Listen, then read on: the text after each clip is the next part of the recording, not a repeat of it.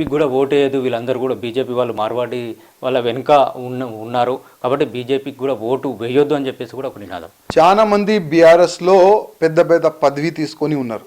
రాజస్థానీ, మార్వాడి, గుజరాతీలు బీఆర్ఎస్లో కూడా ఉన్నారు. ఇప్పుడు కాంగ్రెస్ గవర్నమెంట్ వచ్చింది.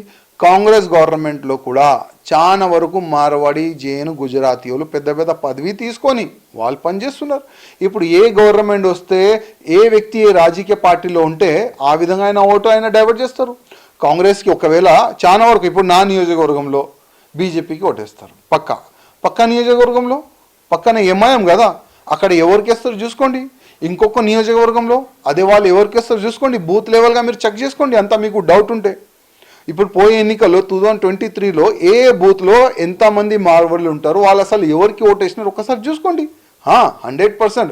ఇప్పుడు మార్వాడి సమాజము దాదాపు 70% బీజేపీకి ఓటేస్తారు. కానీ దాంట్లో 30% ఓటు కూడా బీఆర్ఎస్కి, కాంగ్రెస్ కూడా పోతుంది. అందుకోసము ముఖ్యమంత్రి గారు దీనిపైన మీరు దృష్టి పెట్టండి. మార్వాడి, గుజరాతీ సమాజ్ చాలా పెద్ద సమాజ్ తెలంగాణలో. ఇవాళ లక్షలు దాంట్లో మన తెలంగాణలో వాళ్ళు ఉంటారు. వాళ్ళు రక్షణ గురించి కూడా ముఖ్యమంత్రి గారు దృష్టి పెడితే బాగుంటుంది. చివరిగా చెప్పండి, ఇటు మార్వాడి సమాజానికి కానీ లేకుంటే మార్వాడి సమాజం గో బ్యాక్ అంటున్న వాళ్ళకి కానీ మీరు ఇచ్చేటువంటి సందేశం ఏంటి? నా ఒక నివేదిక, మార్వాడి సమాజ్ గో బ్యాక్ అట్లాంటి మీరు స్లోగన్ చెప్పకండి. రాజకీయంలో మీరు ఎరగాలంటే చాలా వరకు సబ్జెక్టులు ఉన్నాయి. గవర్నమెంట్ ఫెయిల్యూర్ గురించి మీరు మాట్లాడి రాజకీయంలో మీరు పైకి వస్తే చాలా బాగుంటుంది. కానీ ఈ విధంగా హిందువుల్ని డైవర్ట్ చేసి అట్లాంటి కుట్ర మీరు చేయకండి. ఎందుకంటే ఇవాళ హిందూ రాష్ట్రం గురించి మేము మాట్లాడతాం. నిన్ననే ఢిల్లీలో పెద్ద సభ చేసి వచ్చినాను.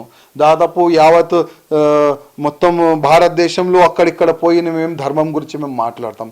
ఇవాళ ఎవరైనా నాతో క్వశ్చన్ అడిగితే అసలు మీ తెలంగాణలో హిందువుల్ని డైవర్ట్ చేయడానికి ఒక కుట్ర నడుస్తుంది, మీరు ఏం చేస్తున్నారంటే సమాధానం నేను చెప్పలేను. అందుకోసం మన తెలంగాణలో ఉంటున్న మన హిందువులు చాలా సేఫ్గా, చాలా మంచిగా మన తెలంగాణ వాళ్ళు చూసుకుంటారు. అట్లాంటి ఒక మంచి మెసేజ్ వెళ్ళాలి.